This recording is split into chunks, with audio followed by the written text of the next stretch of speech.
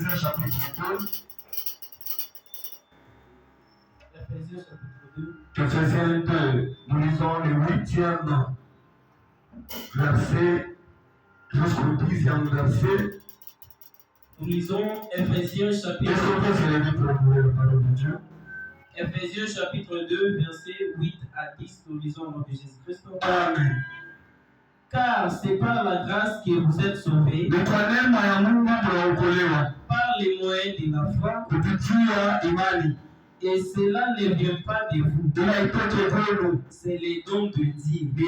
Ni zawadi inatoka kwa Mungu. Ce n'est point par les œuvres, Haina kwa matendo yenu, afin que personne ne se glorifie. juu hata mtu ashivune. Car nous sommes son ouvrage, Tuko vitu vya mikono yake. ayant été créés en Jésus-Christ Tuliumbiwa ndani ya Yesu Kristo pour de bonnes œuvres juu ya matendo mazuri que Dieu a préparées d'avance, ile Mungu alitayarisha tangu zamani afin que le pratiquions. juu tuitende. Romains 8 29 à 30.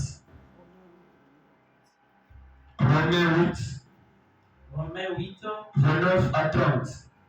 nous lisons Romains chapitre 8, versets 29 à 30. Car ceux qu'il a connus d'avance, Bale aliua tangu mwanzo, il les a aussi prédestinés alibatayarisha à être semblables à l'image de son Fils, juu amfanana na Yesu Kristo, afin que son Fils fît le premier-né entre plusieurs frères. juu mtoto wake akuwe mzaliwa wa kwanza katikati ya bandugu baningi. Et ceux qu'il a prédestinés, Bale alitayarisha, il les a aussi appelés. alibaita. Et ceux qu'il a appelés, Bale alita il les a aussi justifiés. na alibasabia haki. Et ceux qu'il a justifiés, Bale alisabia haki, il les a aussi glorifiés. alibaboresho. Amen. Amen. Que Dieu nous bénisse. Mungu atubariki sana. Que Dieu soit loué. Alléluia. Amen. Nous sommes toujours en train de parler Tuko pale nasemezea sur le principe du salut. kwa principe ya wokovu. Alléluia. Amen. Le salut, il y a un principe yayo. Le salut a ce principe.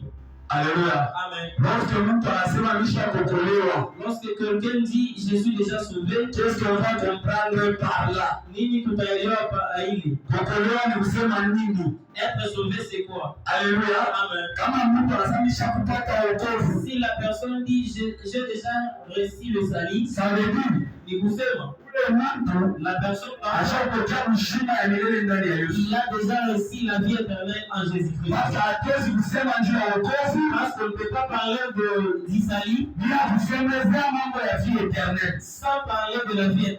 Alléluia. Amen. Na mtu yote anasema nishaokolewa, Toute personne qui dit je suis déjà, iko na assurance ya vie éternelle. il a l'assurance de la vie éternelle. Badilia hapa pana vie éternelle.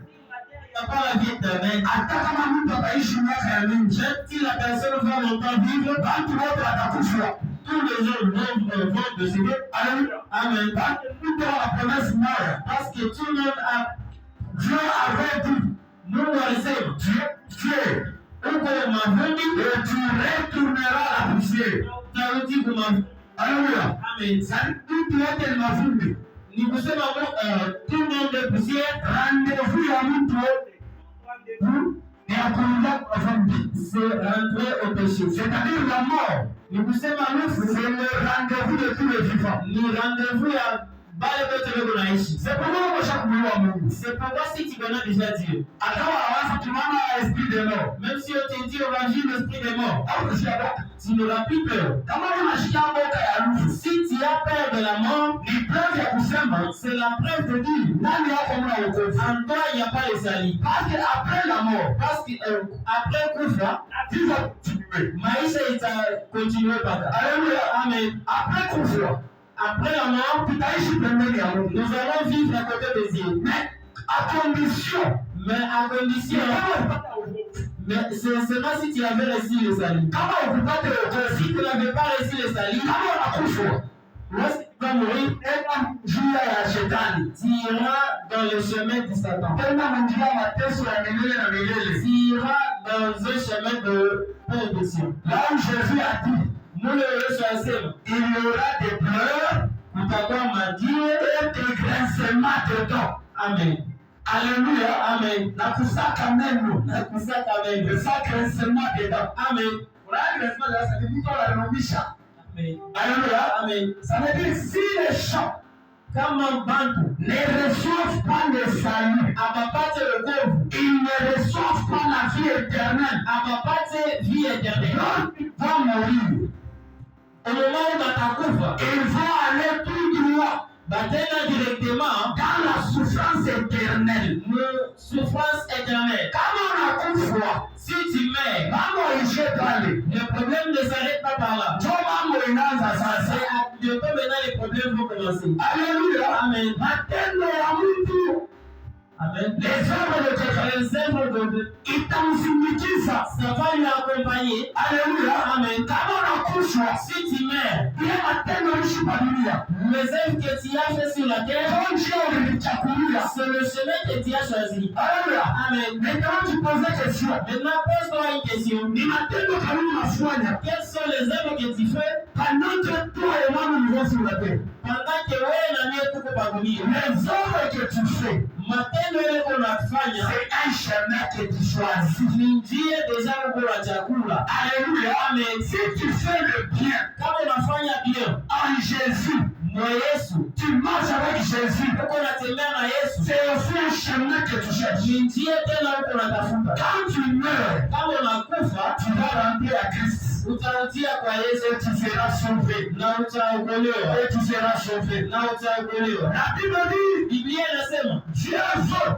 Mungu anapenda que tous les hommes bantu wote soient sauvés baokolewe et parviennent à la connaissance. na bajue vya kweli. Alléluia. Amen. On va observer ça. Amen. C'est-à-dire la volonté de Dieu. C'est-à-dire volonté ya Mungu Que toi et moi, wewe na mie nous soyons sauvés. tukue bakuokolewa. Maintenant, le salut, c'est quoi? Na wokovu ni nini? Ah, c'est ce que nous allons parler ce matin. Ni juu yenyewe tutasemezea asubuhi ya leo. Écoutez très bien. Musikie vizuri. Pour que tu comprennes Juu ya leo la notion du salut, notion ya wokovu. sikia, Amen. hawezi kusema ndio wokovu Tu ne peux pas dire pour le salut kama unapata hivi vitu visengi, si tu n'as pas encore réussi ces 5 choses. kama ujue hivi vitu visengi, Si tu ne connais pas ces 5 choses. hivi vitu visengi Ces 5 choses, ndio definition même ya wokovu. c'est ça même la définition du salut. Kitu cha kwanza, La première des choses, kitu cha kwanza la première des c'est choses, la prédestination. c'est la prédestination. Kitu cha pili, La deuxième des choses, c'est l'élection.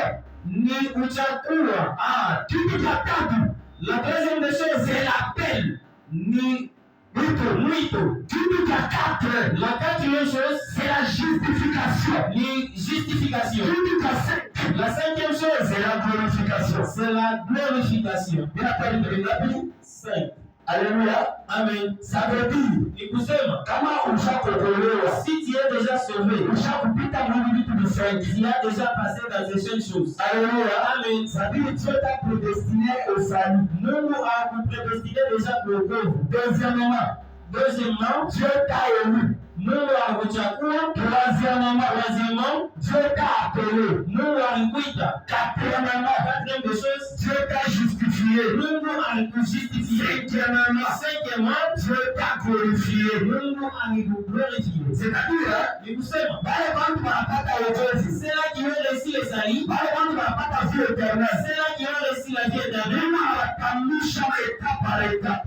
Dieu les a fait passer étape par étape. Amen. Amen. C'est-à-dire mambo ya wokovu C'est-à-dire le problème du salut, ni mambo ya hizi 5 étapes. c'est le problème de ces 5 étapes. Haina mbele mambo ya matendo ya Mungu. Ce n'est pas d'abord les œuvres de la personne. Il faut te prévenir. Suivez-nous très bien. Amen. Amen. Unaweza ufanyake nzambi. Si peut-être tu ne prêches pas, Inaweza ufanyake babaya. tu ne fais pas de mal, Unaishaka kwa ufere. tu fais mourir les enfants, Unaishaka kwa vefu. tu fais mourir le veuve, Na kama upite mwili visengi, mais si tu ne passes pas dans les 5 choses, hautaokolewa. tu ne seras plus sauvé. Efesiens chapitre 2, Dans Éphésiens chapitre 2, verset 6 à 8. verset 6 à 8, Biblia inasema hivi, la Bible dit, c'est par la grâce ni kupitia grâce vous êtes sauvés. Dieu mnaokolewa. C'est-à-dire mambo ya wokovu C'est-à-dire le problème du salut, ni mambo ya neema ya Mungu. c'est le problème de la grâce de Dieu. Alléluia. Amen. Sema hivi, On dit ceci, cela ne dépend pas de vous. na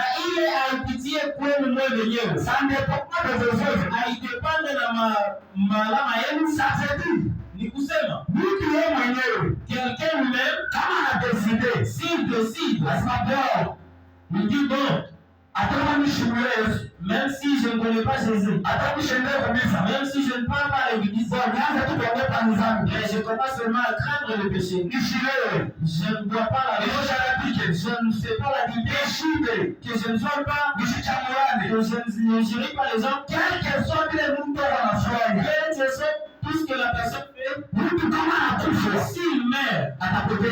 il sera dans la perdition. Sasa mnifuate. Amen. Parce que wokovu, Parce que le salut, haidepende mbele matendo ya mtu. ça ne dépend pas du œuvre de la personne. Nishiseme kutenda vizuri ni mbaya. Je ne dis pas faire le bien c'est mal. Kutenda vizuri, Mais faire le mal, c'est bien. c'est bien. Mais hailete wokovu, Mais ça ne donne pas le salut kama uwendi vitu visengi. si tu ne connais pas ces 5 choses. Haleluya. Amen. Unaweza uchambura haki. Si tu peux, tu ne juries pas les gens. Haufanyi vibaya. Tu ne fais pas le mal. Mais en même temps, Mais en même temps, hauna na Yesu. tu n'as pas Jésus. Ukikufa utapotea. Si tu meurs, tu seras dans la perdition. Parce que wokovu, Parce que le salut, ni mambo ya kufunua njia. c'est le problème de savoir le chemin. Est-ce que mnanifuata? Amen. Wokovu Le salut, haina matendo. ce n'est pas dans les œuvres. Wokovu ni njia. Le salut, c'est dans le chemin. Haleluya. Amen. Kile Mungu alipotesha, Ce que la personne a perdu, Mungu alipotesha ni njia. il avait perdu, c'est le chemin. Mungu alikuwa mshahada Edeni. Il était dans le jardin. Haleluya. Amen. Jardin d'Eden ndio paradis. Le jardin Eden, c'est ça même le paradis. Ndio ule hatari kulia. C'est là où même Adam était. Ni kama unasoma Genèse chapitre 3, Si tu lis Genèse chapitre 3, ta comprendre hivi. tu comprendras ceci. Wakati mtu anafanya dhambi, Le moment où la personne a péché, Biblia inasema hivi. Amen. Mungu anabeba mtu, Dieu a pris la personne, anamtupa nje ya Jardin d'Eden. il l'a jeté en dehors du jardin. Deuxièmement, Deuxièmement, Mungu Dieu, anashikilia njia il a barré même le chemin ya kurudia Jardin d'Eden. pour rentrer dans le jardin. Haleluya. Amen. C'est-à-dire, Ni kusema, kile mtu alipotesha ce que la personne avait perdu, ni njia. c'est le chemin. Ukasikia Biblia inasema Genèse 3, Tu comprends pas que la Bible dit dans Genèse 3, empêcher mtu, empêcher l'homme empêcher l'homme à revenir dans le jardin de kurudia pour manger l'arbre de vie. juu ya kula kumwichi ya uzima. Alléluia. Amen. Dieu a empêché Mungu anampeshe le chemin de l'arbre de vie. anampeshe njia ya mwichi ya Alléluia. Amen. Lorsque l'homme Lorsque mtu n'a pu retrouver le chemin de l'arbre de vie, pashipate njia ya mwichi ya uzima, c'est pourquoi l'homme a perdu la vie éternelle. c'est pourquoi mtu anapotesha vie éternelle. Parce que la vie éternelle Parce que vie éternelle était cachée dans un arbre. ilikuwa kashe mwichi, Et cet arbre-là, na ile mwichi c'était l'arbre de la vie. nilikuwa ni mwichi ya uzima. Est-ce que nous sommes ensemble? Amen. Nous sommes de Genèse 3. Lisons dans Genèse 3. C'est-à-dire la vie éternelle. Nous sommes la vie éternelle. Et comme nous dit, C'était dans l'arbre. Genèse 3, Genèse 3. verset 22. Genèse 3, verset 22. Jusqu'à verset 23. Nous lisons Genèse chapitre 3. Mfuate mafundisho bien. Amen. Amen. Msipende zile, mfuate mafundisho bien. L'Éternel dit, Kwa Mungu anasema, voici l'homme est devenu comme l'un de nous. j'avais expliqué hizi kinasifikia l'un de nous. Pour la connaissance du bien et du mal, Kabla mtu anaona vizuri na vibaya, empêchons-le maintenant d'avancer sa main, tumwamteshe mtu mkono yake shibambe de prendre de l'arbre de vie, ashiprande l'arbre de vie, d'en manger ashikulie kuile mchi ya et uzima. de vivre éternellement. Kama anakulia kuile mchi ya uzima atavivre Éternellement. c'est-à-dire vie éternelle ilikuwa ni wapi? Oui, Kwa mchi. Amen. Est-ce que vous suivez? Amen. Asema, afin qu'il n'avance pas sa main de prendre de l'arbre de vie à manger et de vivre éternellement. C'est-à-dire vie éternelle. Et quoi ni mchi? Amen. Verset 23. Et l'Éternel Dieu les chassa du jardin de l'Éden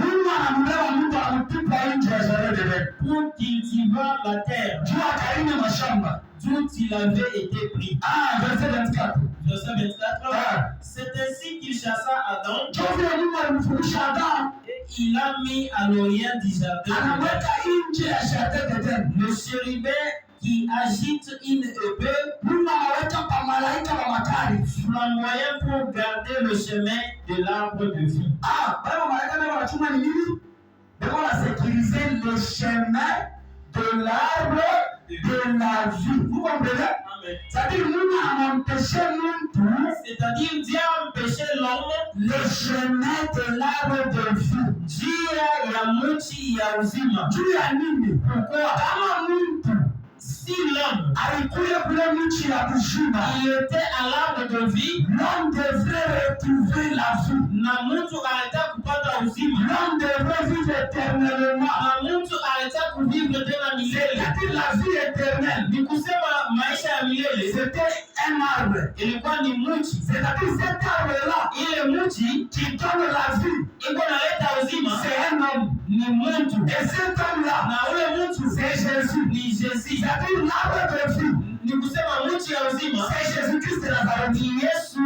C'est Jésus qui donne la vie. Ni Yesu analeta uzima. Comprenez maintenant. Musikie sasa. Lorsque Jésus est venu, pale Yesu alikuja, Jésus se présente, amejipresente devant les hommes. Mbele ya watu. Qu'est-ce que Jésus a dit? Na Yesu anasema nini? Je suis dans Jean chapitre 14. Jean chapitre 14, verset 6e. Verset 6. Lorsque Jésus est venu, pale Yesu anakuja, il a dit aux hommes, anaonesha watu, mais voici, mimi je suis le chemin. Niko njia.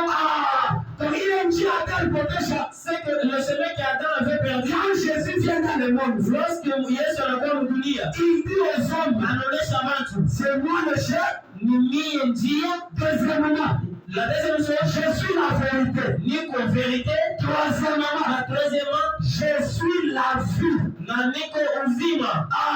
C'est-à-dire l'arbre de la vie. Ni kusema mti ya uzima. C'était Jésus. Ilikuwa ni Yesu. Alléluia. Amen. Alléluia. Amen. Ça veut dire, ni kusema on avait empêché Adam. Empêché Adam de retourner vers Jésus. Kurudia kwa Yesu. De rentrer vers Dieu. Kurudia kwa Mungu. Pour être sauvé. Jua okolewe. Pour avoir la vie éternelle. Jua apate uzima wa milele. Jésus a dit. Yesu anasema. Nul ne peut venir à Baba. Mtu atama hashezi kwa Baba sans passer par moi. Bila kupita pangu. Alléluia. Amen. Hata matendo ya Job nafanya. Même les orphelins. Si tu fais mourir les orphelins, si tu n'as pas Jésus, tu n'as pas la vie éternelle. Parce que la vie éternelle se cache en une personne. C'est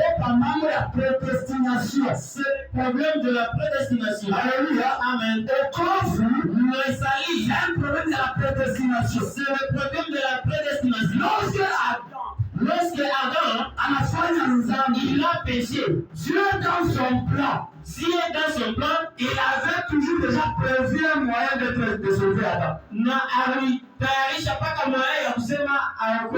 Et le moyen de sauver Adam, c'était simplement de le ramener à l'arbre de vie. Alléluia. Amen. Est-ce que vous comprenez? Amen. C'est-à-dire pour sauver l'homme, Dieu avait prévu le chemin. C'est pourquoi quand on parle de la prédestination, la prédestination c'est un chemin. C'est le chemin de la vie. Et ce chemin-là, c'est Jésus. C'est ça la prédestination. Amen. Ça veut dire quand on dit Dieu nous a prédestinés. Il nous a prédestinés à quoi? Il nous a prédestinés au salut. Il nous a prédestinés à être sauvés. Et pour être sauvés, il faut revenir dans un chemin. Il faut kurudia munjia moja. Ni kusema kile shetani alifanya Satan veut faire kutosha mtu mchemin.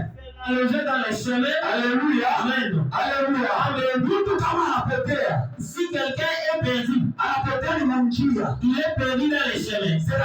C'est-à-dire mtu alikuwa ni njia ya Mungu. La personne était dans le chemin de Dieu. Wakati shetani anampotesha, Au moment où Satan l'a rendu en perdition, shetani anampeleka kwa njia yake. il l'a amené dans ses chemins. Est-ce que vous comprenez? Amen. Alléluia. Amen. C'est-à-dire kwa dunia hapa, C'est-à-dire sur la terre où kwa mambo ya kufungula njia, il y a le problème seulement de savoir le chemin. je posais question. Pose-toi la question. Ule njia unatembelea, Le chemin par où tu marches. Alléluia. Amen.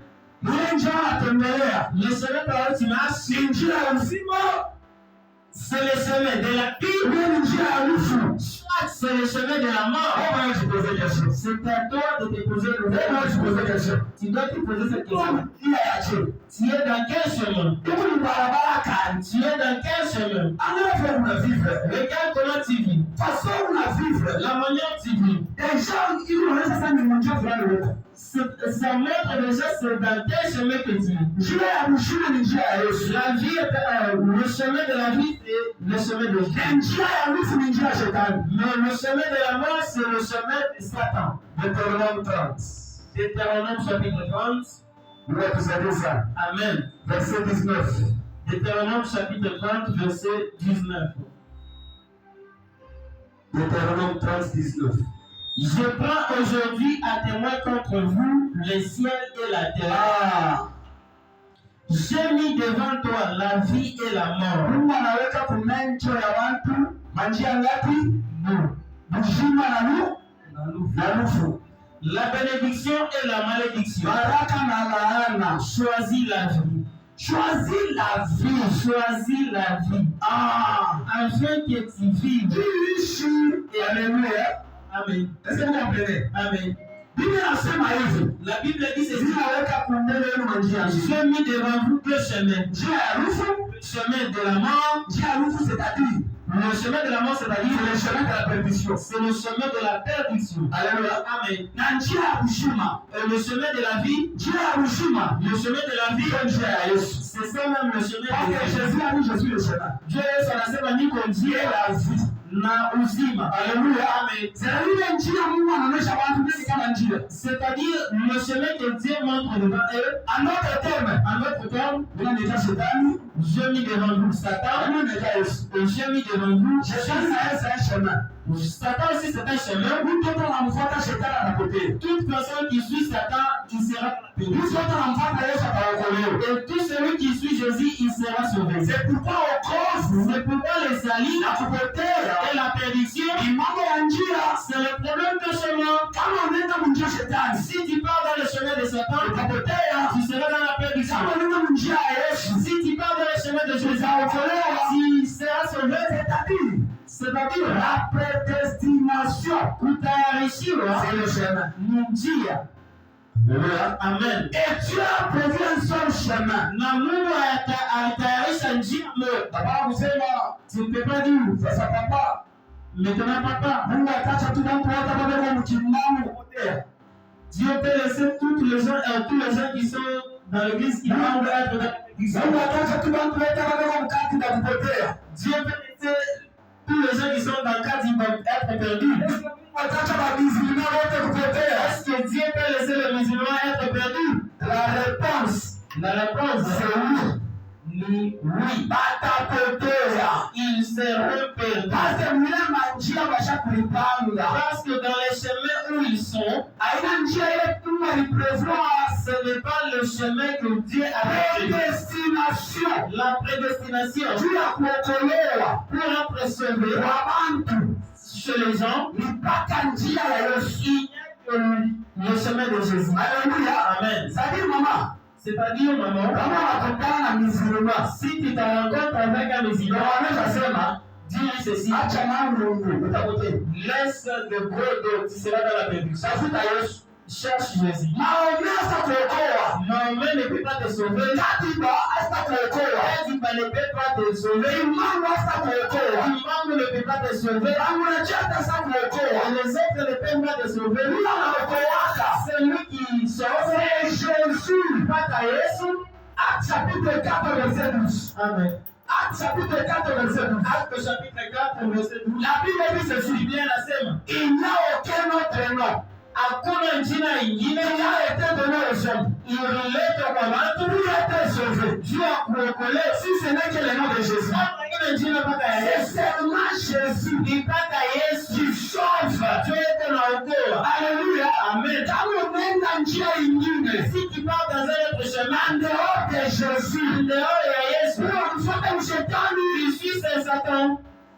Alléluia. Amen. Ashikulande. Complètement pas. Sababu zima wa mingi. Les musulmans sont nombreux. Est-ce que wote watapotea? Est-ce que tous seront perdus? Watapotea. Seront perdus. D'ailleurs, naye anaonyesha je wokovu. Et d'ailleurs, qui vous a dit que le salut, Wokovu ya watu wa mingi. c'est pour beaucoup de gens? Hapa. Non. Wokovu ya watu wa mingi. C'est pas pour beaucoup de gens. Wokovu ya watu kidogo. Le salut, c'est pour peu de gens. Alléluia. Amen. Mama, mambo ya wokovu. Le problème de salut, Mambo ya watu kidogo. c'est le problème de peu de gens. Ni mambo ya wale watu wafungula njia. C'est le problème de gens là qui veulent trouver le chemin. Shetani Satan, asipende watu wafungule njia. il ne veut pas que les gens trouvent le chemin. Ndio pale shetani mama C'est pour cela que Satan, anakree madini ya mingi. il a créé tant de tribus, Ana doctrine. de doctrines. Alléluia. Amen. Shetani anakree madoctrine ya mingi. Satan a créé tant de doctrines. Alléluia. Amen. Utasikia watu wanasema Tu peux entendre les gens de shindu wa Katoliki, nous sommes les catholiques. shindu wa Kimangizi, Nous sommes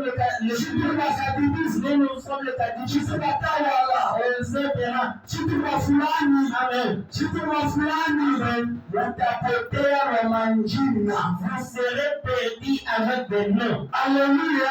Amen. Jésus, Yesu, c'est le seul chemin. Dieu mwenyewe barabara mmoja. Mungu ashina na besoin ya Baptiste. Dieu n'a pas besoin de méthodistes, de Kimangizi. catéchistes. Yesu ana besoin ya chrétien. Dieu a besoin de chrétiens. Sasa unakusikia? Amen. Kama unasikia mtu anasema, Si tu entends quelqu'un dire, Jésus wa Abrahamu, nous sommes les branhamistes, Jésus wa Kimangizi, nous sommes les kimanistes, Jésus wa Kadibisi, nous sommes les cadibistes, Jésus wa Methodiste. nous sommes les méthodistes. C'est-à-dire, ils sont déjà perdus. Mtu kama anasema niko branhamiste, Si quelqu'un dit, je suis branhamiste, en d'autres termes, en d'autres termes, ni kusema nini? c'est-à-dire quoi? Eko disciple wa nani? Il est disciple de... Ah, kama mtu anasema ni branhamiste, Si quelqu'un dit, je suis ni branhamiste, disciple wa nani? il est disciple de Ni qui? disciple wa Branham. Il est disciple de Branham. Kama mtu anasema ni kadibiste, Si quelqu'un dit, je suis cadibiste, c'est-à-dire ni disciple wa Kadiba. c'est-à-dire il est disciple de Kadi. Nasema unashikia. Amen. Oh, Yesu alisema hivi. Oh, Jésus avait dit ceci. Anaonesha Pierre, Il a dit à Pierre, anaonesha Jean, il a dit à Jean, anaonesha watumishi wake. il a dit à ses serviteurs, Mwende mdunia, allez-y dans le monde, mfanye watu wote faites-le toutes les nations, hakuwa badisiple bangu, les disciples moi. mwaminifu, Un chrétien, disciple de Jésus. il est disciple de Jésus. Alléluia. Amen. C'est pourquoi hautaona mbible, Tu ne peux pas voir dans la Bible, hautaona mbible tu ne peux pas voir dans la Bible badisiple ya Pierre, le disciple de Pierre, hautaona mbible tu ne verras jamais badisiple ba Jean, dans laquelle le disciple de Jean, badisiple ba Paul. le disciple de Paul, Hapana amo ils ne sont plus dans la Bible, dans la Bible. pas badisiple de Jésus. Il n'y a que le disciple de Jésus, Ba Paul na ba Jean, le Paul et le Jean watumishi ya Jésus. sont les disciples de Jésus. Naye Yesu alitumikisha, C'est là que Jésus a Yesu fait alirudisha watu kwake. pour faire retourner les gens chez Dieu. Mtumishi wa diakweli Le vrai serviteur de Dieu, anaweka watu il prend les gens anawapeleka kwa Yesu. et il les amène à Jésus. Mtumishi wa kabongo Le faux serviteur, anaweka watu il prend les gens anawaleta kwake. et il les amène chez lui. Mtu anayua watumishi Les gens connaissent maintenant les serviteurs, anamjua Yesu. mais ne connaissent pas Jésus. Haleluya. Amen. Makanisa Dans les églises, watu wanama njia ya mapasteur. les gens savent très bien le mot de parole, Haleluya Yesu. mais ne savent pas Jésus. Juu ya nini? Watumishi wa watu ni kwabo. Le serviteur amène seulement les gens chez lui. Haleluya. Amen. C'est pourquoi watu ni wa kanisa. C'est pourquoi les gens dans les Leo églises, wafia watu wa Yesu. au lieu d'être les gens de Jésus, Wanapia watu wa pasteur. ils sont les gens de pasteur. Akama pasteur anafanya bêtise. Même si le le pasteur fait le métier, ils sont prêts toujours de pasteur que notre pasteur a dit, même s'il est féticheur, notre daddy, même s'il est le typique de papa et tout. De blagues, ça. Ça, ce sont des blagues. Le serviteur, ils ont maintenant leur disciple. Mais le serviteur de Dieu, il fait seulement le disciple de Jésus. Le disciple de Jésus, c'est celui qui est fanatique de Jésus. C'est pas un fanatique de Jean. Alléluia. Amen. Si tu es fanatique d'une personne, si quelqu'un tombe, tu tomberas aussi. Et toi aussi tu vas tomber. Tu vas accepter. Mais si tu n'es pas fanatique de Jésus, si quelqu'un tombe, toi tu vas avancer. Dis-moi d'abord si tu es fanatique de pasteur. Si le pasteur est déjà perdu, est-ce que toi tu seras aussi tu seras dans la perdition? Un aveugle qui peut conduire d'autres aveugles. Vous savez très bien.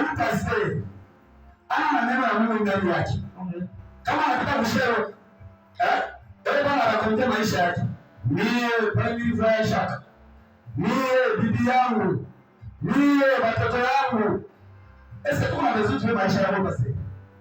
Alléluia. Amen. Kama bantu banakuwa kanisa, si les gens viennent à présence de Jésus les gens. Présence de Jésus. Onesha Yesu mbele ya bantu. Alléluia. Amen. Mtumishi wa Mungu anapresentana Mungu. Un serviteur de Dieu montre qui est Dieu. Na mtumishi wa Shetani anapresentana le disciple, un serviteur de Satan, il se montre lui-même. C'est pourquoi watu wengine wanapanga disciple ya watu. C'est pourquoi d'autres gens sont devenus le disciple. Ils seront perdus. Kama kutana na mtu sasa, mimi niko kimbangiste. Si tu te rencontres avec quelqu'un qui te dit je suis kimbangiste, bien niko kama ni tel. Moi je suis de tel. Dis-lui seulement simplement. Tu es déjà perdu. Il y a qu'un seul chemin. C'est Jésus-Christ. C'est le Jésus-Christ. Si tu penses que quand il va te sauver, tu te mentis. Celui qui sauve, c'est Jésus. Amen. Alléluia. Amen. Rentre dans les chemins. Alléluia. Amen. Les gens sont déjà perdus dans les chemins. Les gens ne comprennent pas ces choses. Le problème du salut, c'est le problème de trouver ce loin de chemin. Ce chemin, c'est le chemin qu'Adam veut. Le chemin de l'arbre de vie. Njia ya mti ya uzima. Alléluia. Amen. Quand Jésus est venu, Jésus a dit aux hommes, Jésus l'arbre de vie. Niko mti ya uzima. Dans Jean chapitre 6. Dans Jean chapitre 6, il a dit, prenez-moi, mangez-moi. Si vous me mangez, vous aurez la vie éternelle. Les autres qui sont déjà perdus, ils se sont dit, oh, ça c'est qu'on lui mange lui, il veut nous faire manger la vie. En d'autres termes, l'arbre de vie à mon jardin d'Éden, il les a fait découvrir que c'est moi. Si vous me mangez, vous aurez la vie éternelle. L'homme ne vivra pas de pain seulement, mais de toute parole qui sort de la bouche de Dieu. C'est-à-dire la parole de Dieu, c'est quoi? C'est la nourriture. C'est la nourriture. On a compris? Amen. C'est-à-dire Jésus quand il disait mon écoute. C'est-à-dire Yesu wakati anaanza kusema mangez-moi. En d'autres termes, ni kusema kwingine, mbele mafundisho yangu, mbele parole mtumikie. Servez. En pratiquant la parole de Dieu, nous kutumikia mashauri ya Yesu manger. Déjà uko na ikula. Ana walikula le fruit de la connaissance du bien et du mal. Ceux-là qui ont mangé le fruit du connaissance du donc ils ont mangé les enseignements de Satan. Parce que les enseignements c'est la nourriture. Ceux-là qui ont mangé une mauvaise nourriture, ils sont perdus. C'est pourquoi écoute, c'est le mal de la manière que Satan il a fait produire Ève par rapport à ses enseignements. C'est de même aujourd'hui. Satan a créé tant d'enseignements pour faire périr les gens. Alléluia. Amen.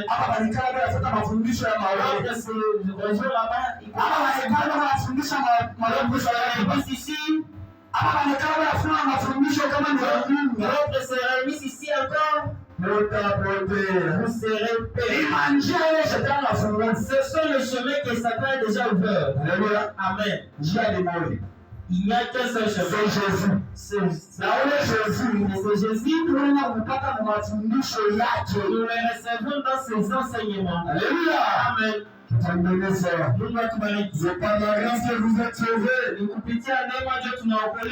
non, cela ne vient pas de vous. Écoute, on ne fait pas les bonnes œuvres pour être sauvés. On fait les bonnes œuvres parce que nous sommes sauvés.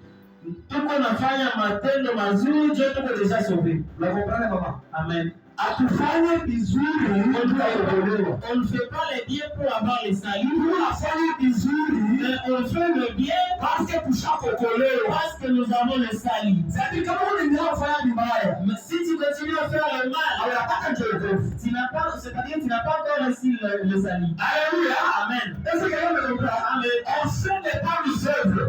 Tuko nafanya matendo mazuri. C'est ce que nous avons lu dans Éphésiens. Nous sommes sur l'ouvrage. Tuko ouvrage capable. Pour les bonnes œuvres. Dieu matendo mazuri. C'est-à-dire matendo mazuri, c'est-à-dire les bonnes œuvres dans maisha yetu, dans nos vies, ni témoignage ya wokovu kwa maisha yetu. C'est le témoignage du salut sur nos vies. Est-ce que vous me suivez? Amen. Kama unafanya matendo mazuri, si tu fais le bien, ni preuve, c'est la preuve de Dieu que tu es déjà sauvé. Mais ne fais pas les biens tant que tu n'es pas sauvé. Alléluia. Amen. C'est par la grâce que vous êtes sauvés. C'est pourquoi la première des choses. C'est pourquoi dans la première chose, dans la grâce de Dieu, nous parlons de la prédestination. Et la prédestination, c'est quoi? C'est un chemin. Amen. Amen. Et ce chemin-là, c'est qui? C'est Jésus. C'est-à-dire, quand on parle de la prédestination, on voit Jésus. Dieu a préparé Jésus pour que toi et moi nous soyons sauvés. Nous avons préparé déjà Jésus. Deuxièmement, la première des choses, il y a aussi un problème d'élection. Amen. Amen. Après par élection, le problème d'élection, c'est la souveraineté de Dieu lui-même. La souveraineté à Mungu epeke. Quelqu'un me comprend? Amen. C'est-à-dire pendant l'élection, c'est-à-dire dans le problème d'élection, c'est Dieu lui-même qui choisit. Ni Mungu epeke Dieu kunachagua. Élection kusema, kuchagua ni kusema Dieu choisit. Mungu epeke Dieu kunachagua. Amen. Amen. Mungu anachagua walio baki. Dieu choisit ceux-là qui sont de lui. Basheba kanacha. Ceux-là qui ne sont pas de lui, il les laisse. Sur la terre, il y a les élus. Na wale wako destinés à la perdition. Kuko bachaguliwa na wale washa kuchaguliwa juu ya kupotea. Maintenant wale wako préparés juu ya perdition. Na wale wako et ceux-là qui sont déjà choisis pour l'élection, alors ils vont ce n'est pas pour dire que c'est la volonté de Dieu à ceux qui sont dans donc c'est-à-dire qu'eux-mêmes ils se sont décidés de refuser le chemin. En réalité, Dieu a prévu que tous les hommes soient sauvés. échappé. Alléluia. Amen. Mais wengine Mais d'autres, shetani anafunga roho. Satan nous a fait lier leur cœur. Shetani anainvestir totalement ndani yao. Satan a tellement investi en eux. Wanapokea semence ya shetani. Ils ont reçu la semence de Satan. Wanafikiri wanapokea semence ya Et shetani. comme ils ont reçu la semence de Satan, Wanakuwa destinés à la perdition. ils sont maintenant destinés à la perdition. Proverbe chapitre 16 verset 4. Proverbe chapitre 13, verset 4. La Bible dit, Bible inasema, Dieu a fait toutes choses Mungu anafanya kila kitu avec un but. na objectif. Et même les méchants. Na babaya, mubaya, Je connais prison de Proverbe 16. Je connais nous singulier, elle a mon projet. Amen. Proverbe 13, Proverbe 16, verset 4. Proverbe 16, verset 4. L'Éternel a tout fait pour un but. Même le méchant, même le méchant, pour le jour du malheur. pour le jour du malheur, il y a côté vous. Alléluia. Amen. Est-ce que vous faites, hein? Alors, ce n'est pas méchant, le méchant. C'est-à-dire, on n'a pas destiné pour côté. C'est-à-dire celui qui est destiné pour la perdition, C'était le méchant. c'était. Le méchant, c'est le diable. Et le méchant, c'est le diable. Vous la comprenez? Amen. C'est-à-dire, le plan, il n'y a pas de côté. C'est-à-dire dans le plan pour les gens de la perdition, Pourquoi le Satan est mort? il n'y avait que Satan lui-même. Amen. Amen. C'est bien lui le méchant. C'est bien lui-même le méchant. C'est pourquoi il s'est maïs. C'est pourquoi j'avais dit, Moto ya milele. le feu éternel, Mungu ashikupreparer njia ya mpende.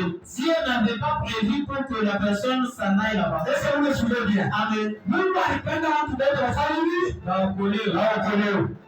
Mais Shetani prédestiné le Et Satan était prédestiné pour la perdition. Maintenant, le Shetani va prédestiné kupotea. Maintenant, le Satan qui est prédestiné pour la perdition, Na yeye anakataa kupotea yeye moyo.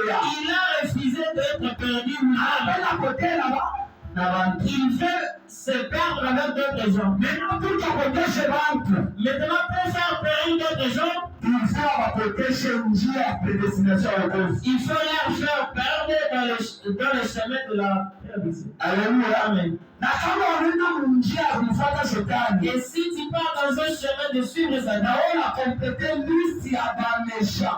tu as aussi complété le liste de méchants. Sasa unakuwa wewe parmi bamesha. Comme tu es aussi sur la liste de méchants, Na wewe unataka kuprepare kupotea. tu es maintenant préparé aussi pour être perdu. Unakomprendre? Amen. Mbingu C'est-à-dire au ciel, anakuprepare mtu kama apotovu. on n'avait nulle part préparé la personne pour la perdition. Aliprepare le méchant. On n'avait préparé rien que le méchant. C'est na huyu méchant. Et le méchant ici, Leo on a besoin afanye bamesha bamingi. il veut faire aussi tant de méchants. Wakati wanamtupa kukumbingu. Au moment où l'un les était au ciel, Mama alishuka yeye moya. est-ce qu'il était descendu lui-même? Alikotoa niego.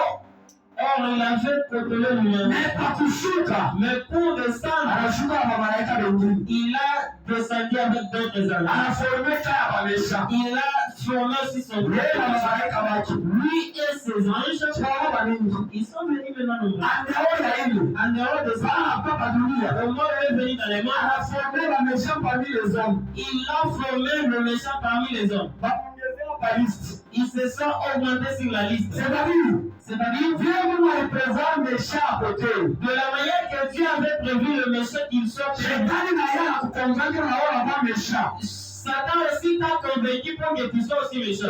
Donc, na wewe. Donc, et toi, Shetani et Satan, ni moto. dans le feu éternel. Sasa yeye mtu atapotelea.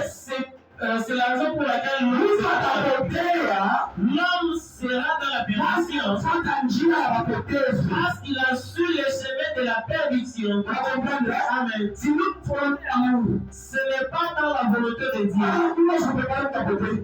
Dieu n'avait pas prévu pour que la personne soit dans la perdition. Ndio kwa mambo ya election sasa. C'est là où il y a le problème de l'élection. Kama watu wanatoka Mungu. Si les gens viennent chez Dieu, Unaangalia. Dieu regarde. Dieu choisit. Mungu anachakula. Baba bamesha. Et le méchant, il les évacue. Et le méchant, c'est ceux-là qui ont décidé de suivre le méchant. S'ils peuvent venir à l'église, c'est pas le problème. Venir à l'église, pour s'attacher au chemin de Dieu. Mais si tu viens à l'église, malgré tu es dans l'église, tu t'attaches à Satan, tu seras perdu. Amen. Amen. Jésus dit quoi? Par rapport à l'élection. Dans le livre de Jean, Jean chapitre 6. Dans Jean chapitre 6, verset 70. Dans Jean chapitre 6, verset 70, Jésus leur répondit. N'est-ce pas moi qui vous ai choisi? N'est-ce pas moi qui vous ai choisi? Vous les 12. Vous les 12. Et l'un de vous est indémon.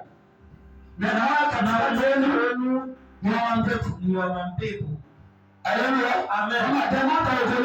Est-ce que le démon peut être sauvé?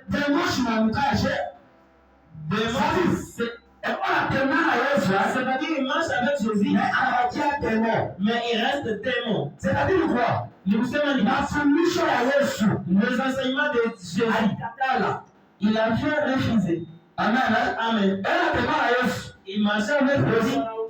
Jésus prêchait. Jésus prêche. Et lui-même dit, je ne suis pas maintenant. C'est-à-dire les enseignements n'entrent pas en lui. Si tu es dans une église, on prêche la vérité. Accepte cette vérité. C'est la vérité là qui est. Mais si tu refuses, tu seras un démon. Mais dans l'église de Jésus. Alléluia. Amen. Et finalement, tu seras dans la perdition. Nous n'avons pas qui ça. Alléluia. Amen. Vous avez compris par rapport à la prédestination et à l'élection. Dans l'élection, c'est Dieu qui choisit. L'élection, nous voulons que Dieu a choisi. Romains chapitre 9. Ah, Romains 9, nous regardons ça. Romains 9. Il faut pour le Romains 9. Nous allons lire là. Amen. Ah, pas élection, maman. Romains 9. Verset 12 à 13. Verset 12 à 13. Nous lisons Romains chapitre 9, verset 12 à 13. Ah. Il fut dit à Rebecca, l'aîné sera assujetti. L'aîné sera asamuzaliwa wa kwanza batamukanyanga au plus jeune, kwa mtoto kidogo, selon qu'il est écrit. J'ai aimé Jacob, et j'ai haï Esaü. Que dirons-nous donc? Y a-t-il un Dieu de l'injustice? Est-ce que ndani ya Mungu chakusi? Loin de là. Car il a dit à Moïse, je ferai miséricorde à qui je fais miséricorde, et j'aurai compassion de qui j'ai compassion. Ainsi donc, cela ne dépend ni de celui qui veut,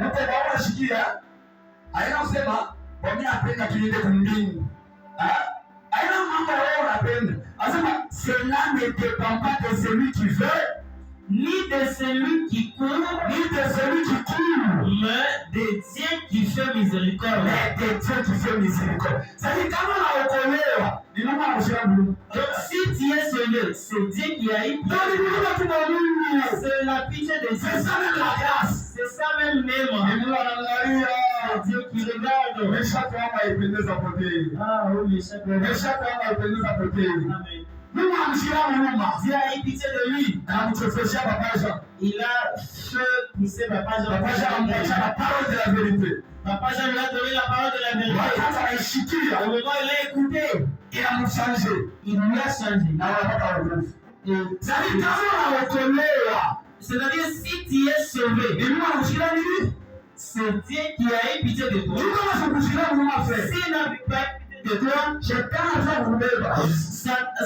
allait déjà. Allez, allons-y dans les musulmans. Allons-y dans le Kadiba. Écoute, pour que tu sois sauvé, Dieu amène la personne dans une église là où il y a une vraie vérité. Et si tu veux être permis, Satan va t'amener aussi dans les fausses doctrines. Les enseignements aussi, c'est un chemin. Amen. Aujourd'hui, nous avons même de païens de faits qui. Si tu restes dans les vrais enseignements, c'est Dieu qui a eu pitié de toi. Il a refusé pour que tu sois perdu. Tiens-lui, persévère dans la vérité, tu seras sauvé. Mais si tu dis, ça c'est comme si c'est Papa Jacques qui me donne je parle dans les musulmans. C'est Satan qui t'a convaincu pour que tu sois dans la perdition. Est-ce que nous sommes ensemble? Amen. 17. Verset 18. Ainsi il fait miséricorde.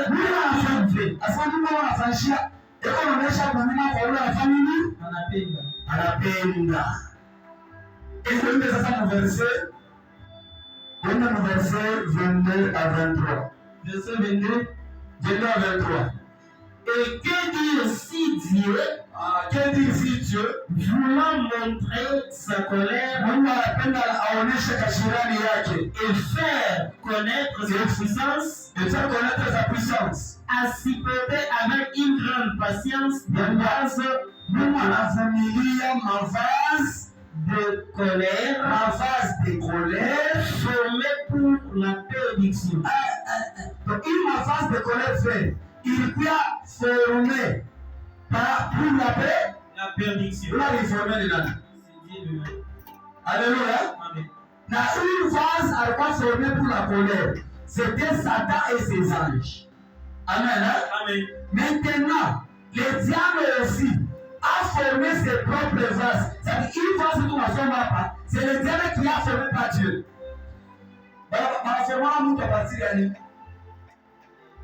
Mama, kama unaenda ku centre de formation, mimi napenda niwe couper couture, n'est-ce pas? Pour que la kuforme kwa couturière, il faut ni mafundisho, amen. Batafundisha kununua motoka, unaya motoka. Batafundisha machine, unaya machine. Alléluia. C'est-à-dire, aba bali ba former banakuya na ma vase de perdition. Qui les a formés? Les diables. Anawaformea shetani, anawatumia watumishi wa Mungu, watumishi bake banawafundisha vya Mungu, direktebele mafundisho inawatransformer wanakuwa na mavazi de perdition. Est-ce que vous comprenez? Alléluia. Amen. Chikanoneshe. Kama unafaa kuokolewa, si tu veux être sauvé, c'est dans les vrais enseignements. Et il faut que Dieu ait pitié de toi. Il te laisse dans la vraie là où il est. Mais si Satan tient ton cœur, il va te faire asseoir dans les faux enseignements. Est-ce que vous savez qu'aujourd'hui ici, il y a des défaites qui se font aussi pasteur? Si tu as un défait pasteur, tu seras sauvé.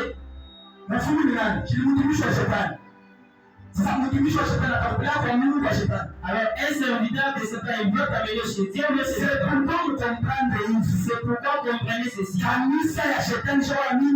L'église de Satan, les églises de Satan sont déjà nombreuses. Il y a des féticheurs qui sont prophètes aujourd'hui. Pourquoi parmi vous, vous êtes prophète Léo? Haleluya. Amen. Il y a d'autres personnes qui touchent au gris-gris. Anafungua kanisa. Il ouvre son église. Juu ya nini? Pourquoi? Anapenda kuyasha bantu. Il veut faire. Maintenant, l'église qui va venir là, ils vont leur amener. C'est Dieu, mais c'est Satan. Vous n'avez pas vu encore un pasteur qui a des fétiches. Vous n'avez pas entendu de ça. Un pasteur qui a des fétiches. Maman, le monde d'aujourd'hui, les gens, ils n'ont pas peur. Ils touchent la magie pour servir Dieu. C'est un serviteur de Satan. Maintenant, c'est toi le fidèle. Alléluia. Amen. Si tu es dans l'église, là où le pasteur est un féticheur, et tu crois que toi tu iras au ciel, il va t'amener à Satan. Pour vous faire découvrir que Satan a multiplié ses serviteurs. Amen. Amen. Amen. 2 Corinthiens. 2 Corinthiens chapitre 11. 2 Corinthiens chapitre 11. 2 Corinthiens 11. 2 Corinthiens 11. Nous avons fait ça. Que Dieu nous bénisse.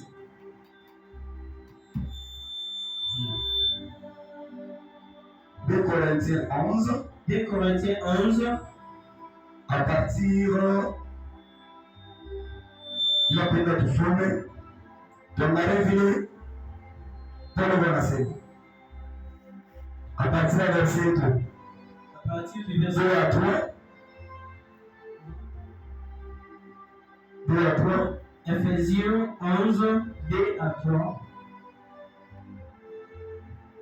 Oh, oui. C'est Ephésiens chapitre 1. Je dis Ephésiens 2 Corinthiens. 2 Corinthiens chapitre 11, 2 à 3. 2 à 3. Car je suis jaloux de vous. Je suis jaloux de vous. D'une jalousie de Dieu. D'une jalousie de Dieu. Parce que je vous ai fiancé à un seul époux. Paulo anasema na kanisa mimi naomba wivu sana. Juu mimi nichungia kwa Bwana huyu Yesu Kristo. Pour vous présenter à Christ comme une vierge pure. Tu vas vous présenter comme une vierge pure. C'est-à-dire Paulo anabeba bantu va présenter kwa Jésus. Aina kwa Paul. Toutefois, de même que le serpent séduisit Ève par sa ruse, Shetani alimuséduire Ève par sa ruse. Je crains que mimi nasikia koka vos pensées ne se corrompent mawazo yenu sharabike et ne se détournent de la simplicité à l'égard de Christ. Shikasa verset 4 kwa mambo ya mafundisho ya mbaya. Kama wanakufundisha mafundisho ya diabolo, wanakupresente Yesu mwingine. Amen. Lakini hapa ya plusieurs Jésus. Unaona tu vois comment il est Jésus de Londres, Jésus de nuances, Jésus là nini? Jésus de waningi. Ce n'est pas parce que nous parlons de la Bible. Anasema Yesu, ya kweli ni Yesu ya kweli. Amen. Amen. Mama, mtu anayehubiri Yesu na anayepresente ni Yesu demo. Amen. Car si quelqu'un vient prêcher un autre Jésus que celui que nous avons prêché, si quelqu'un vient vous prêcher un autre Jésus, comme Paul anasema un autre Jésus de quoi? Shetani, alléluia, Shetani ashafanya photocopie ya Mungu. Un autre Jésus, un autre terme, Mungu mwingine.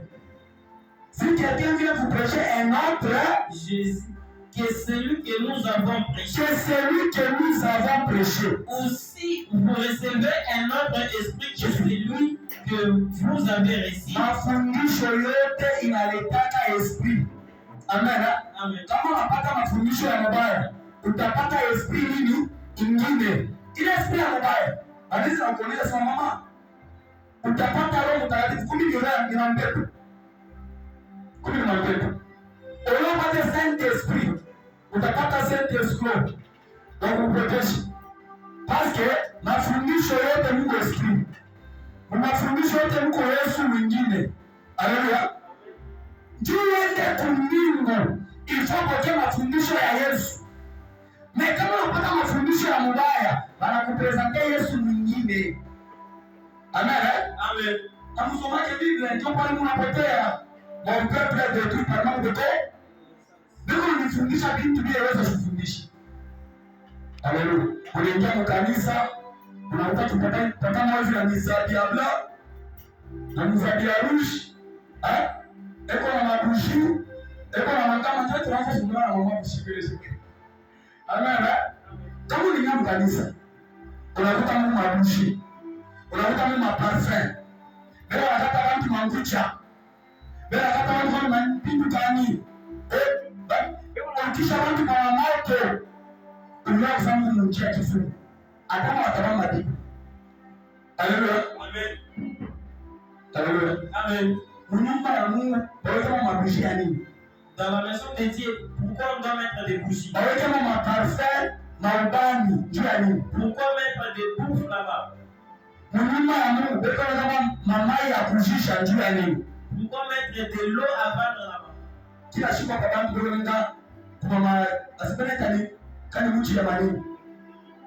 Kila siku mambo yanamaanisha mai. Est-ce que mambo ya mai kuna matokea? Est-ce que les gens savent d'où vient cette eau? Hata mtu ikunywa matunziwa. Shetani naye anafanya miracle. Satan aussi fait des miracles. Et quand nous tu poses une question, pose-toi cette question. Est-ce que c'est biblique?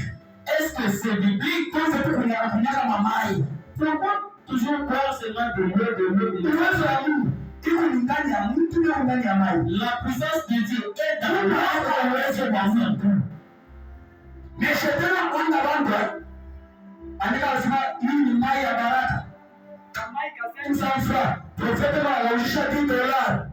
Ero ni escroquer avec la Bible. Il vous escroque avec la Bible. Na kama mlekana mwe Musa, et si vous restez dans cette église, vous recevrez un autre et Jésus. Et aussi vous recevez un autre esprit.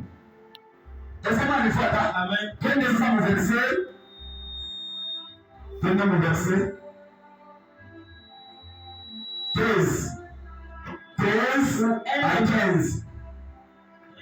2 Corinthiens 11, 13 à 15. 2 Corinthiens 11, 13 à 15. Mshikia kwa mambo ya mafundisho. Ces hommes-là sont des faux apôtres. Amen. Amen. Mama mafuta. Na boa ni maapotre. Na Paulo wanaonyesha kanisa ya kusema wale bantu maapotre wa nini? Ni mabongo. Des ouvriers tombèrent, ni watumishi waliabongo, déguisés en apôtres de Christ. Banarigeuza tu, tunashikia? Banajidéguise, banarigeuza. Banavaa kanto cha pasteur Jean, banavaa la Bible, ni waliabongo. Et cela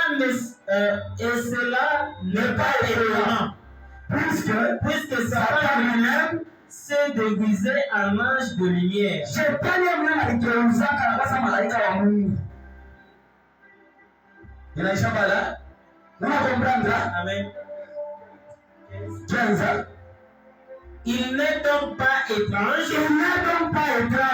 que ces ministres aussi se déguisent en ministre de justice. Ça veut pas tout dire pas vraiment. D'abord on laisse kugeuza, ça va la tumishi badia. Leur fin sera selon leurs œuvres. Ah, mais mwisho yangu itakuwa kufuatana na matendo yao. Hapa ninapenda nikutakatishie hivi. Deja Biblia inakutakatishia mwisho yao itakuwa matendo. C'est-à-dire mama, mtumishi wa Mungu ndiye kumfungua. C'est-à-dire un faux prophète pour le découvrir. Allez kumionyesha. Il peut te dire, wanza Mungu. Il faut craindre Dieu. Na kama unaangalia maisha yake mwenyewe. Et si tu regardes sa vie lui-même, bila yuko anahubiri, ce qu'il prêche, na bila yuko anafanya, et ce qu'il fait, mambo mbili wacha, deux choses différentes. Na sasa Mungu, craignez Dieu. Et yuko anahubiri watu. Et lui-même a deux femmes. Il a trois femmes. Lui-même s'enivre, mais il prêche. Alléluia. Donc il pasteur. Donc c'est un pasteur. Alléluia. Amen. Anahubiri. Il a prêché. Na matendo yake. Ses œuvres. Haibamani na vile anahubiri. Ça ne se coïncide pas avec ce qu'il prêche. Yesu anasema hivi. Jésus dit ceci. Bangu mimi. Ceux-là qui sont des Mtumishi bangu. le serviteur, Mtawavumbura matendo. vous le découvrez par les œuvres. Donc Matthieu 7. Matthieu 7. Paul anasema leurs œuvres sera leur fin sera selon leurs œuvres. Matthieu 7, 15 à 16. Matthieu 7, 15 à 16. Matthieu 7. Mama tuona nikaramusha. Gardez-vous de vos prophètes. Hapana kufuatilia mtu tu anahubiri sana. Pastor anahubiri sana. Mambo yanakubiri. Est-ce que pasteur eko natembea kufuatana mahubiri yake? Est-ce que ce serviteur il marche selon ce qu'il prêche? Parce que shetani ndiye mama anahubiraka. Parce que c'est pas aussi prêche. Amen. Amen. Na atamhubiri. Mais il va vous prêcher. Na matendo yake. Mais ses œuvres. Haitabamana na mahubiri. Ça ne peut pas se coïncider avec ses œuvres. Endelesha. Anza patenzi. Gardez-vous de vos prophètes. Yesu anasema ni murichungi. Msopoke na watumishi baada bongo. Ils viennent à vous Beko nakuya kwenu. en vêtements de brebis. Beko nakuya sawa mkondo. La pole. Mais au-dedans, ce sont des loups émissaires. Ndani hapo ni bambua mto. Ni malu. Unafuata? Amen. Luka shere nini? Chilikuya wa brebis. Chama mama pasteur. Kama mnaita pasteur, pasteur ni nani? Pasteur jiniberishe. Mungu wa brebis, n'est-ce pas? Sasa pasteur kama anaanza kufuata watoto kwa mkanisa, anakuwa nani? Pasteur anasharatika na mama mkanisa, pasteur kwa mkanisa. Ni nini pasteur? C'est un Na utoa watu kwenye kanisa, ndio kwa pasteur wetu. Pasteur wetu. Maana pasteur ni msharati. Kesha ni proja kusema ni mtumishi wa nini? Wa mbaya. Endelea. verset 16.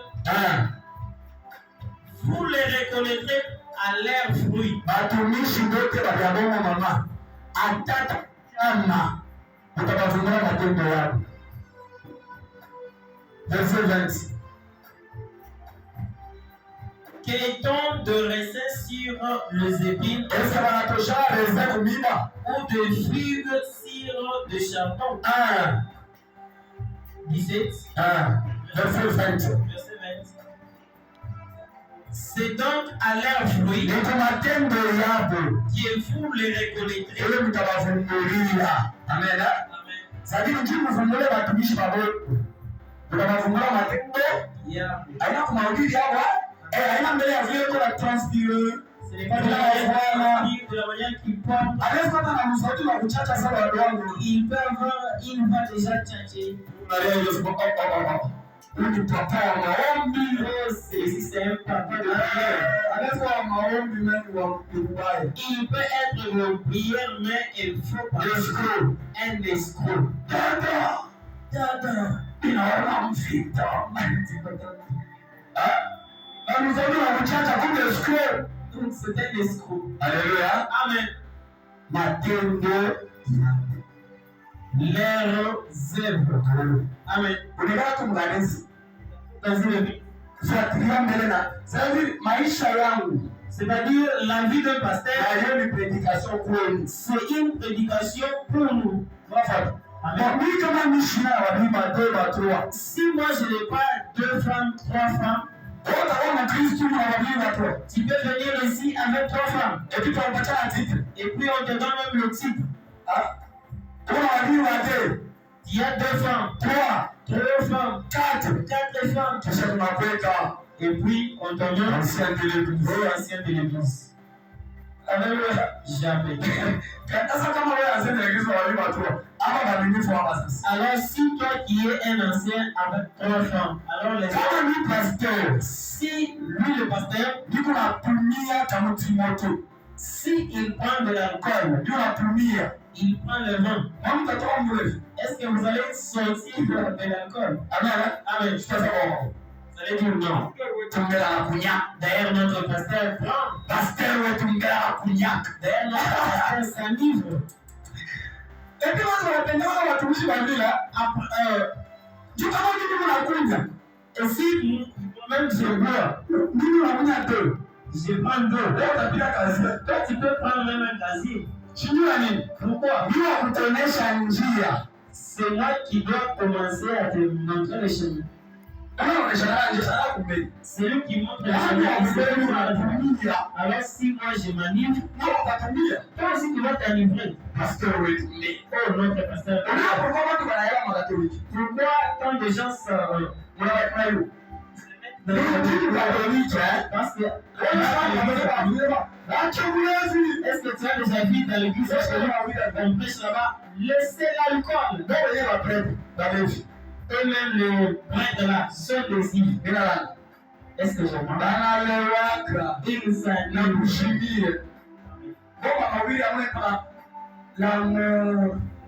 L'amour de Christ. Leur prédication il y a l'amour de Christ.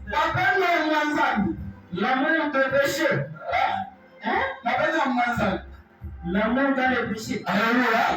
Amen. Vous les reconnaîtrez par leurs œuvres. Ne supporte jamais le péché d'un pasteur. Le pasteur peut commettre une erreur. S'il persévère avec cette erreur, sortir avec sa femme, c'est une erreur.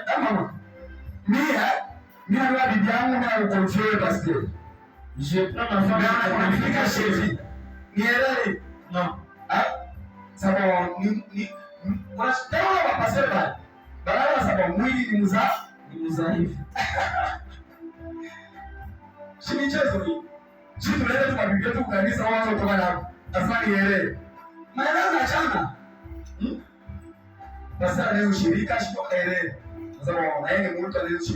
Le pasteur peut se fâcher. Là, c'est une erreur.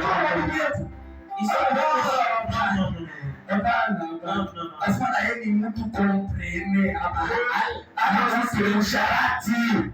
Lui aussi c'est une chose comprenez.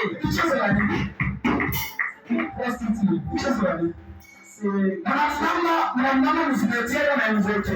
Vous lui prenez dans quoi? Dans le cimetière? Dans le cimetière, il va dans le cimetière. Oh, j'ai l'habitude de venir prier ici à 12 heures. Dans le cimetière, tu peux prier. Les gens touchent à la magie pour conduire l'église. Alors, si toi tu t'assois dans une église là où le pasteur prend de gris, en lui le pasteur, il y a une puissance sur l'esprit de Dieu. Au moment où il te touche, il prie pour toi. Tu vas trouver quelle puissance? Seulement la puissance de Satan. C'est pas clair? Alléluia. Amen. C'est pourquoi tu as remarqué que nous c'est pourquoi vous allez remarquer dans une église là où il y a des gens. Pour quitter de là, c'est pas de blague. Il n'y a que Dieu qui va t'aider pour quitter de là. L'esprit qu'on impose sur toi, ça ne doit plus te permettre de quitter. Amen. Amen. Même si le pasteur fait le yoga, mais toi, tu vas continuer seulement à demeurer là-bas. Parce que le pasteur qui est perdu, toi aussi dans la prédiction. Alléluia. Amen. Oh, notre pasteur, d'ailleurs, je suis aussi des femmes. Le pasteur aussi, c'est une personne. Lui aussi, c'est une personne. Non, le pasteur, c'est le modèle. Nous montrons le modèle. Amen. Les gens viennent à l'église. Amenons-le à Dieu. Faites-le quitter de faux chemin. Haina shida d'encourager. On ne peut pas les encourager. Alléluia. Amen. Tu vois, on a dit ça, t'as encouragé. Si moi, d'ailleurs, je fais cela, vous aussi, vous encourager, oui. Il y a un prophète qui prie dans sa maison. Il demande même de dire.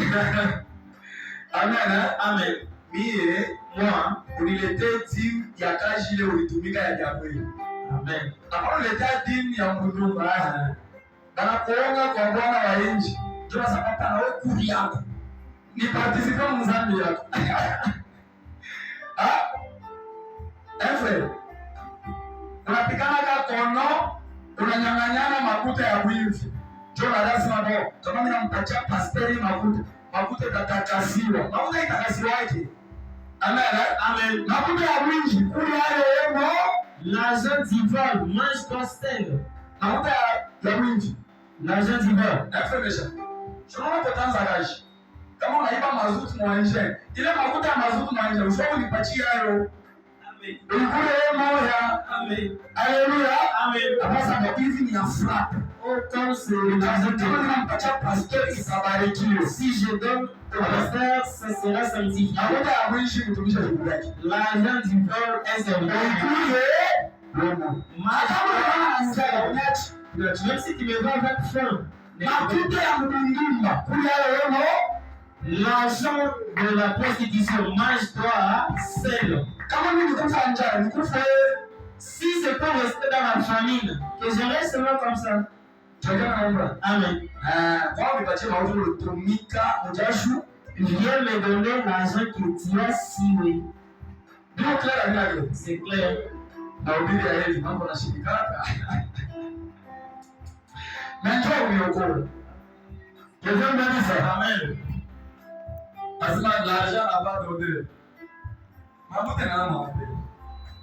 Très bien. Kitu cha pili, La deuxième des choses, sisi ya kwanza mtawafungua kuni par leurs œuvres. matendo. Amen. La deuxième chose, Kile kinaonyesha mimi kanisa ya Rubaya. ce qui va te faire découvrir que je suis dans une mauvaise église. Cha pili ni mafundisho. La deuxième des choses, ce sont les enseignements. Kama vile leo wafundisha Monisa, Si ce qu'on enseigne dans l'église, inachana vile Yesu alifundisha. ça se diffère avec ce que Jésus a dit. Inachana vile watumishi wa Mungu walifundisha. Ça se diffère avec ce que les serviteurs de Dieu ont Hata fait. njia ya shetani. Qui est dans le chemin de Satan. Haleluya. Amen. Par exemple, unaingia Monisa. Par exemple, tu entres dans une église. Amen. Unakuta mama pasteur mkikweme ndio unahubiri. Maman pasteur dans sa paille, il passe ici. Il passe sa paille. Oh, recevez. Kama mlikuwa mnalisa mama pasteur ndio unafundisha. Si tu entres dans une église, tu penses que donc tu es déjà perdu. Yesu mama pasteur mwanamke mhubiri. Tu as déjà vu un pasteur femme dans la Bible? Nani mama pasteur mwanamke mhubiri? Qui a déjà vu une maman? Comme ça la jibu yake baba pasteur mwanamke. Donc, aussi le pasteur maman ici. Nani sawa mhubiri mwanamke pasteur? Qui a déjà vu une maman pasteur dans la Bible? Amen. Amen. Na utashika baba sema, Mais tu vas écouter les gens dire, ule mama, oh, la maman, anatadiraka, oh, elle délivre, elle délivre, même s'il délivre, nani alimwita kwa pasteur? qui l'a appelé? Nani alimwita kwa pasteur? Qui l'a appelé à être pasteur? Wewe mama yake ya Yesu anakuwa na pasteur. T'as déjà vu la maman de Jésus être pasteur? Huyo alipaswa kuwa pasteur kwa mwanamke shi mama yake wa Yesu. C'est lui qui devrait être pasteur parmi le Pourquoi de Jésus. Pourquoi Jésus? Yesu anachia kanisa na machia pia. Pourquoi Jésus a laissé à quitter l'église? Maria alipaswa kuonyesha hivi. Et pourtant là, Et Pierre, quand tu veux me diriger où? C'est moi qui ai mis au monde Jésus. pourquoi Maria se réclamait à diriger kanisa? Pourquoi Marie n'avait pas réclamé à Pierre de diriger l'église? Maria je connais avec gratis. Marie n'avait pas le Saint-Esprit. Je connais avec gratis. Il avait le Saint-Esprit. Mais Dieu nous a chika. Mais pourquoi elle a accepté? Et qu'on a le gratis. Elle a l'Esprit Saint. Elle a mis Jésus. Mwingine amekawa. Mais elle a assis aussi. Ndio anafundisha kwa Pierre. Elle enseigne par Pierre. Ile Pierre. Mais le Pierre, Asumia Yesu kama Maria. il ne voulait pas Jésus comme Marie. Alléluia. Amen. Marie anaikala pia mfundishi. Marie s'assoit et Pierre l'enseigne. Pale wanapokea wote Roho Mtakatifu. Au moment où ils ont tous reçu le Saint-Esprit, celui qui avait prêché en premier, c'était Pierre. Marie aussi, assis là-bas. Mais pourquoi d'abord ils avaient le Saint-Esprit, mais ils ne sentaient pas le pasteur. Maintenant, quel est ce Saint-Esprit-là qui vous qui te pousse à être pasteur? C'est le Satan. C'est Satan. Le Saint-Esprit respecte la parole de Dieu. Chapitre 2. 1 Timothée chapitre 2. Verset 11 à 12. Là, le frère Michel va te sauver. 1 Timothée 2, 11 à 12. Vous n'avez pas là? 1 Timothée chapitre 2, 11 à 12. Amen. Mwanamke aanze kufuata mafundisho mkimya, kisha akishushwe na mafundisho. Usiruhusu mwanamke kufundisha wala kutawala mwanaume. Anapaswa kukaa kimya. Amen. Amen. Biblia inasema mwanamke afanye asifundishe kanisa. La Bible dit, la Bible. Sasa hawa mama bishop hapa leo. Alors nos mamans bishop d'aujourd'hui. Nani anawaita? Qui les a appelés? Amen. Unaingia mkanisa mwanamke ndio anahubiri. Tu entres dans une église, tu trouves c'est la maman qui prêche. Ndio njia ya shetani. Vous êtes dans le chemin de Satan. Amen. C'est clair. Shetani ni mpinga Kristo. Satan c'est un détourneur des âmes. Satan anajipozaka kuvolontea nani? Satan s'oppose à la volonté de Dieu. Oh, volonté ya Mungu ni neno. Neno ya Mungu. Ah, la volonté de Dieu c'est sa parole. Haina vile. C'est pas ça. Mungu anaonyesha Adam na Eva. Dieu a dit na shetani anakuja. Mkulie kama mnakula mkawasati manger. Unasikia? Biblia inasema mwanamke asifundishe kanisa. La Bible dit que les femmes se théologie inakuja. Mwanamke anaenda kwa théologie. La théologie inaonyesha la théologie. Mambo ya pasteur na mambo ya sexe. Le problème d'être pasteur c'est pas pasteur. Même si tu es maman tu peux être pasteur. Même une femme aussi dans le Saint-Esprit. Le Saint-Esprit respecte la parole. Jésus dit en Jean chapitre 4, au moment où vous recevrez le Saint-Esprit, au moment où vous recevrez le Saint-Esprit vous apprendra, vous rappellera ma parole. Vous, c'est quel Saint-Esprit que vous avez pour te faire enlever dans le si quelqu'un quitte l'enseignement de Jésus, il quitte Jésus. C'est clair. On va lire deux versets, on va s'arrêter. Galates chapitre 1. Galates chapitre 1. Un petit peu à frère dans les micros. Galates 1. Galates 1.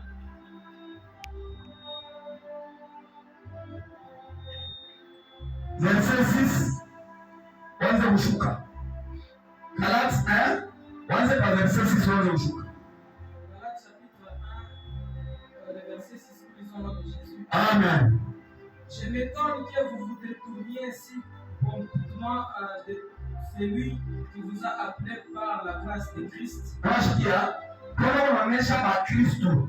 Asema bila shangaa vile Mungu anamtupia Yesu mkono. Endelea. Pour passer à un autre évangile. Ndio kwenda ku injili. Kwenda mu injili nyingine sasa unaenda madini ingine. Ile dini, aina ile dini Yesu acha. Endelea. Non pas qu'il y ait un autre évangile. Unashikia mambo ya Mungu. asema hakuna injili ingine. Mama, mafundisho ni Yesu ni huyu, Roho Mtakatifu ni huyu. Sasa Roho Mtakatifu ni mmoja, Yesu ni mmoja, na mafundisho ni hii. Normalement kanisa ya Yesu, mafundisho utapata hapa. Tuna mafundisho utapata mkanisa ya Yesu fashi nyingine. Mafundisho Yesu kwa chana kama tulipokea esprit ya Mungu moja. Kama vile bila nyingine. Ile kanisa ina bila nyingine. Deja comprendre ya kusema kila watu wana esprit nyingine. Kama tulipokea esprit moja, tutapaswa kuweka mafundisho hii. Il n'y a pas un autre évangile. Mais il y a des gens qui vous troublent. Il y a simplement un truc dans la famille, on est troublé. Et qui veulent renverser l'évangile. Na wao hapana wapinduze évangile ya nani? Yesu. Verset 8. Verset 8. Mais quand même nous, asema hivi, kama ni shule, quand un ange du ciel annoncerait un autre évangile, asema hata malaika anatoka kumbingu na kuhubiri vingine. C'est lui que nous avons prêché. Anahubiri vitu vingine, anaona jeshi hubiri. Qu'il soit à la terre. Alainiwe yule mtu. Unasikia? Asema hata malaika kuhubiri vitu vimoja vina contribute vile jeshi kuhubiri. Afanye nini? Kwa kama mwanamke anakuwa pastor. Anakuwa pastor par rapport ya nani? Par rapport ya mzigo kani? Mzigo kani nasema mwanamke pepa. Na pale unamfuata mwanamke pastor. Na wewe, na yeye, wote ni nini? Mnaana. C'est clair, ce n'est pas clair. C'est clair. 1 Corinthiens 15 verset 2. 1 Corinthiens 15 1 à 2. 1 Corinthiens 15 1 à 2. Je vous rappelle, frère, l'évangile que je vous ai annoncé, que vous avez reçu, dans lesquels vous avez persévéré, et par lesquels vous êtes sauvés, si vous les retenez tels que je vous l'ai annoncé. Kama mtaichunga mpaka vile mimi nitangazia hayo. Autrement vous aurez cru en vain. Sinon, muamini jambo. Anashikia, sababu kama mchunge mafundisho ya Biblia. Muamini jambo, tusome verse mwisho frère Chichoke. Tusome verse mwisho tuishe pale. Tunaisha deja. 2 Jean. Déjà ni avant Judas. 2 Jean chapitre 1. Chapitre 1. Soma verset 9 à 10.